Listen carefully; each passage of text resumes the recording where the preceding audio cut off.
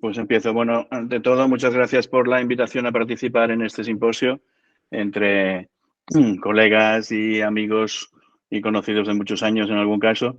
En la invitación que se me hizo en su momento, se me propuso enfocar el tema de los procesos de cambio vinculados a la investigación en psicoterapia, sobre todo desde el punto de vista de nuestro trabajo más reciente, del enfoque desde sistemas complejos mediados por el lenguaje, con el interés que puede tener la incorporación de nuevas, no solo metodologías, sino de hecho nuevos modelos matemáticos incluso.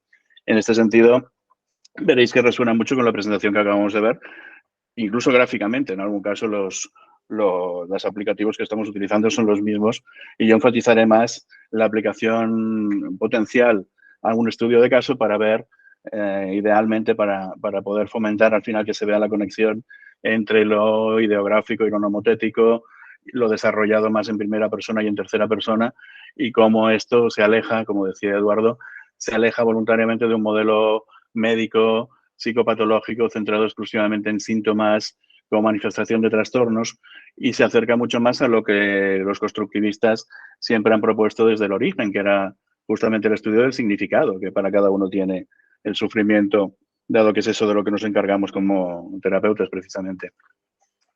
Parto de tres puntos muy básicos, pero a la vez yo creo que muy revolucionarios en el sentido de contradictorios con el paradigma dominante hasta no hace mucho. Uno es que la investigación en psicoterapia es el estudio de los procesos de cambio humano.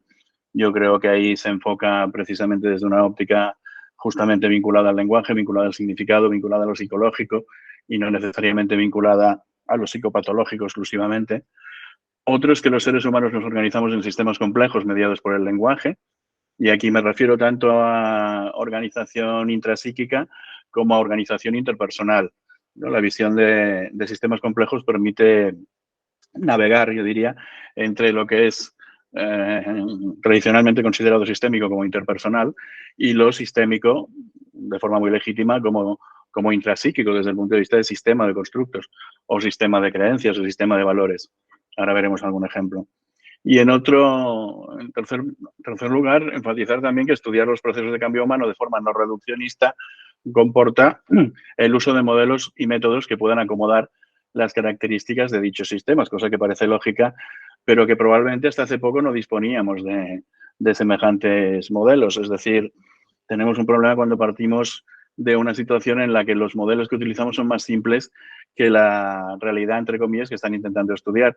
Y a algunos de nosotros nos parece que los desarrollos recientes o no tan recientes en ámbitos que no eran necesariamente la estadística inferencial aportan elementos que aproximan mucho más los modelos matemáticos al lenguaje humano, ¿no? Con su borrosidad, con su ambivalencia, con esta dimensión más sistémica de lo que era tradicionalmente la estadística que todos hemos aprendido para entendernos sin que sean incompatibles, sino de forma perfectamente complementaria en algún caso. Dicho esto, lo que pretendo muy brevemente en el tiempo que me queda es ejemplificar cómo la lógica borrosa, la teoría de conjuntos borrosos y los mapas cognitivos borrosos se ajustan especialmente bien al estudio de procesos de cambio humano, es decir, que estas matemáticas, prácticamente más que modelos, son mucho más compatibles con cómo pensamos, actuamos, nos interrelacionamos en la realidad social, de lo que es una matemática mucho más simplista, más propia quizá de, pues casi de una física de partículas. Sobre todo entendido como sistema complejo, y no solo eso, sino sistema complejo mediado por el lenguaje, es decir, no compuesto de partículas necesariamente, sino de significados. Una mínima definición de cada cosa y paso a poner un ejemplo clínico. Lógica borrosa es un enfoque matemático. Borroso en castellano no tiene muy buena prensa. Otro término es difusa también, porque lo que se basa es en lidiar con la imprecisión y la incertidumbre en la toma de decisiones, asignando grados de verdad o de pertenencia a los valores en lugar de simplemente verdad o falso. Es decir, básicamente es una lógica multivaluada. Es una lógica que permite incorporar una cosa que la lógica aristotélica no permite, que es que a veces una cosa es un poco de una manera y bastante de otra. No siempre es o blanco o negro. Lo que la hace útil en situaciones donde las fronteras entre categorías son difusas, que son el 99% de los casos del lenguaje humano, en que las cosas no son necesariamente o blancas o negras, sino que asumen una infinidad de grados de gris. Esa lógica permite trabajar con estos valores mucho mejor y, de hecho, es muy popular, por ejemplo, en ingeniería. ¿Vale? En psicología hay pocas aplicaciones aún. A diferencia de los conjuntos tradicionales, un conjunto borroso es un conjunto en que un elemento no pertenece o no, sino que pertenece de forma gradual. Es decir, bueno, como si fuera, por ejemplo, la edad, ¿no? Teniendo en cuenta, por ejemplo, una clasificación que fuera viejo-joven.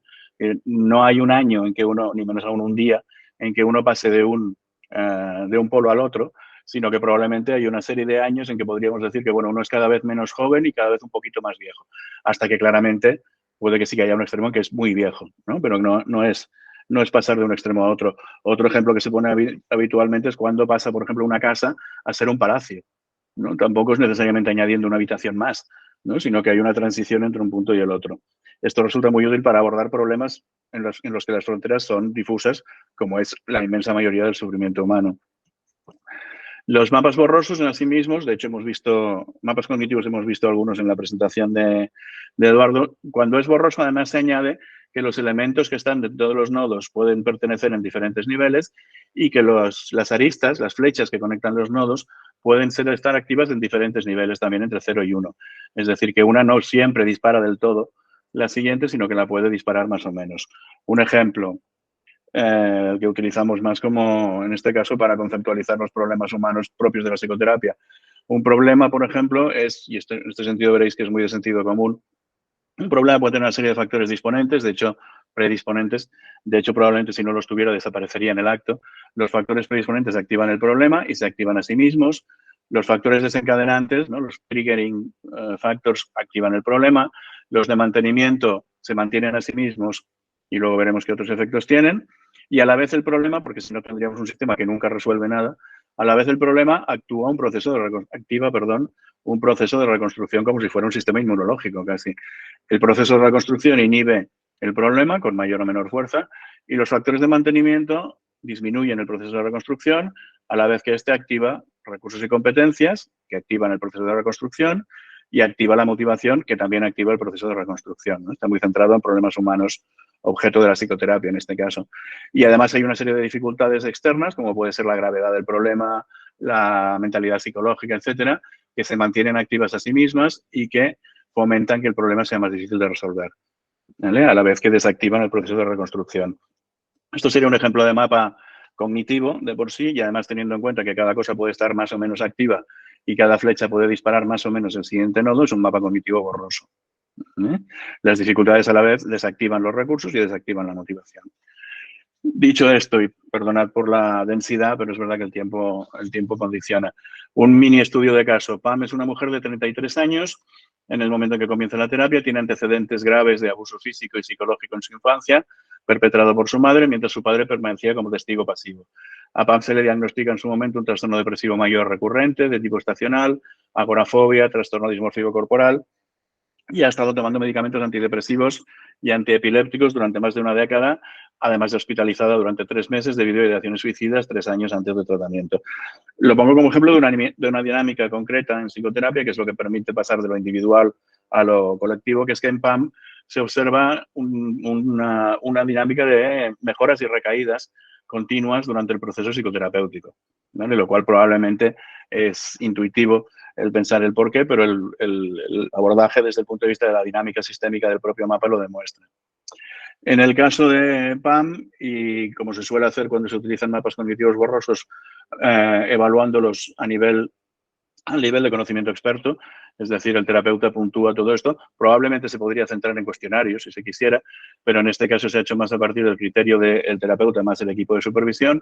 Los factores predisponentes de 0 a 1 se sitúan en 1 porque el abuso es muy grave, los factores desencadenantes en 1, en este caso fue una ruptura de pareja que con ella evidenció la mala relación con los padres. El problema 0,84 de 0 a 1, insisto en que es una evaluación hecha a partir de una apreciación de la gravedad del caso, pero si se quisiera es evidente que se puede apoyar con cuestionarios. 0,87 los factores de mantenimiento. El proceso de reconstrucción no se ha iniciado, con lo cual no se puntúa. Dificultades medias, altas, sobre todo por su falta grave de mentalidad psicológica, no sabe darle un sentido psicológico a esto. Recursos y competencias tiene muy pocos. Uno de los pocos que tiene es que tiene una buena posición sociolaboral, pero por lo demás tiene una situación con muy pocos amigos, muy pocos recursos. Y la motivación autoevaluada, ella la pone como bastante alta en 0,80, lo cual es un recurso en su caso. ¿Qué observamos en este caso cuando se activa el mapa? Es decir, a partir de aquí, si entramos todo esto en algún sistema tipo lo que enseñaba Eduardo, por ejemplo, de Lupi, aunque aquí esté hecho directamente con PowerPoint, lo que observamos en el caso de PAM es que cuando se desactiva el problema, se activa el proceso de reconstrucción, pero casi inmediatamente, como el proceso de reconstrucción desactiva el problema, pierde fuerza y sencillamente porque es que se mantiene todo lo demás. O sea, los factores de mantenimiento no se resuelven, los predisponentes tampoco y los desencadenantes tampoco, con lo cual casi inmediatamente se vuelve a activar el problema. Y otra vez, y otra vez, y otra vez. Es decir, observamos un sistema en que si vemos la historia del movimiento del sistema a lo largo del tiempo, nos encontramos con esto. En este caso, la línea de puntos negra es el proceso de reconstrucción y la línea de puntos roja es el problema. Vemos que el problema disminuye cuando se inicia la intervención terapéutica, al cabo de un periodo disminuye porque es verdad que eso aumenta la motivación y la alianza terapéutica es muy buena, pero en cuanto el proceso pierde fuerza, la reconstrucción, el problema vuelve a aparecer. ¿Vale? No con la intensidad del principio, pero sí que se mantiene en una intensidad media, sobre todo porque es que todos los factores problemáticos se mantienen activos, ¿no? Porque la terapia no alcanza a cambiarlos, con lo cual hace que se entre en esta dinámica de oscilaciones que os estaba explicando, que es la parte en que uno puede hacer afirmaciones más nomotéticas. El sistema entra en una dinámica oscilatoria de mejora recaída porque los factores predisponentes, desencadenantes y de mantenimiento permanecen activos e insensibles a la terapia. No creo que sea precisamente por un fallo de la terapia, sino que es que en el caso de Pam es muy resistente a modificar cosas que tienen que ver con su pasado. Ella busca una solución inmediata, prácticamente muy cognitivo-conductual a lo que le pasa y es verdad que su pasado, en este caso, teniendo en cuenta que es un pasado de maltrato, afecta. A pesar de la buena alianza terapéutica, la terapia solo tiene un efecto de apoyo inmediato semana tras semana, pero no consigue revisar los patrones que mantiene el problema activo a modo de atractor. Desde una perspectiva de dinámicas de sistemas complejos, como comentaba también Eduardo, aquí el arquetipo sistémico clásico de mejora y recaída se refiere a un patrón recurrente en sistemas donde hay un periodo de mejora o avance seguida de una posterior recaída o retroceso, que es muy común en muchos sistemas, no solamente en seres humanos en psicoterapia. Este patrón refleja cómo en algunos sistemas los esfuerzos iniciales para cambiar una situación conducen a mejoras temporales, pero luego se revierten. En general porque baja el impulso inicial, ¿no? O cae nuevamente en la situación original o incluso en una peor, como si se tratara de un atractor, ¿no? En un sistema complejo. Este arquetipo ilustra una dinámica común en sistemas complejos, de hecho pasa en muchos sistemas y se ha observado en diferentes áreas y aquí es donde vamos a lo más ya no solo transdiagnóstico, transteórico, sino transdisciplinario, porque se ha observado, por ejemplo, en gestión organizacional, en salud, en ecología, etcétera. Algunos ejemplos muy breves en adicciones, por ejemplo, que es un clásico, ¿no? Cuando uno considera que ha superado la adicción, vuelve a recaer, ¿no? Porque baja el nivel este de defensividad. En cambios organizacionales, ¿no? En empresas, en organizaciones, cuando parece que ha habido una mejora temporal de la productividad, a veces se dejan de aplicar las medidas que comportaban la mejora y se vuelve a perjudicar la productividad. En salud y dieta, que trabajos también de Luis Ángel, que en esta línea que se observa una vez tras otra, ¿no? Tras una dieta, por ejemplo, un programa de ejercicios, una persona puede experimentar la sensación de mejora inicial y dejar el esfuerzo inicial. Es decir, es una dinámica muy conocida, ¿no? Que aquí la vemos aplicada en psicoterapia. El arquetipo es importante porque resalta la importancia de la consistencia. Para evitar la recaída sería necesario mantener los cambios realizados, ¿no? Desde una lógica sistémica, pero prácticamente sentido común. O sea, si desactivas lo que ha provocado el cambio, se invertirá el cambio. Y en el caso del pensamiento sistémico se utilizan herramientas como diagramas de flujo, etcétera, que lo vuelven la intervención terapéutica también muy integradora, porque se pueden combinar técnicas de diferente procedencia. La clave aquí es reconocer que el patrón de mejora y recaída puede ser influenciado por múltiples variables y entender que las dinámicas pueden ayudar a tomar decisiones más efectivas para lograr un cambio sostenible. Y acabo. Este ejemplo de que demuestra que el método se ajusta bien al estudio de procesos de cambio humano, que desde lenguajes, desde matemáticas más simples a veces resulta incomprensible porque no entiendes cómo puede ser tan multifactorial y que en el caso de lógica borrosa y de un pensamiento sistémico complejo te das cuenta de que son dinámicas propias de sistemas complejos y además mediados por el lenguaje. Demuestra también cómo se puede proceder de lo particular a lo general, sin caer en el reduccionismo, es decir, cómo se puede estudiar un caso de manera que no sea simplemente a partir del diagnóstico, etcétera, y reducirlo a la simplicidad, ni en la mera anécdota, ¿no? En una colección de estudios de caso, sino que aquí se puede, por ejemplo, estudiar el caso como parte de una, ¿no? de una dinámica sistémica común y explicarlo desde lo que comporta un conocimiento y una disciplina, ¿no? Una ciencia de la psicoterapia que no niegue las diferencias individuales y la particularidad individual. Muchas gracias por vuestra atención. Me consta la densidad de la presentación, pero quería no dejarme nada en el tintero y respetar los límites del tiempo. Muchas gracias.